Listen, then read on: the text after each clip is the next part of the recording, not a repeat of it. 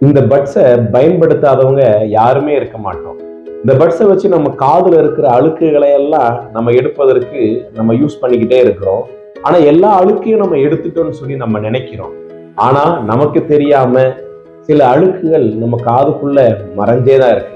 அது போலத்தான் நம்ம கிறிஸ்தவ வாழ்க்கையில நம்ம ஜெபிக்கிறவங்களா இருக்கலாம், வேதத்தை வாசிக்கிறவங்களா இருக்கலாம், கடவுளுக்காக வாழ்றவங்களா இருக்கலாம். ஆனா நமக்குள்ள நமக்கு தெரியாமையே கலாத்தியர் 5ஆம் அதிகாரம் 19, 20, 21 வசனங்களை சொல்லப்பட்டிருக்கிற பொறாமை, சண்டை, பகை, பிரிவினைகள், வைராக்கியங்கள் எல்லாம் நமக்குள்ள மறைஞ்சேதாங்க இருக்கு. இந்த அழுக்குகளை நீக்குவதற்கு நம்ம முயற்சி செய்யணும். அதற்கு ஆண்டவர் சமூகத்துல நம்ம அமர்ந்திருந்து நம்மை நாமே உய்த்து ஆராய்ந்து பார்த்தோம்னு சொன்னா நமக்குள்ள மறைந்திருக்கிற அழுக்குகளை கண்டறிந்து அகற்ற முடியும். நமக்குள்ள மறைந்திருக்கிற அழுக்குகளை நாம் அகற்றுவோம். கர்த்தரோடு இணைந்து வாழ்வோம்.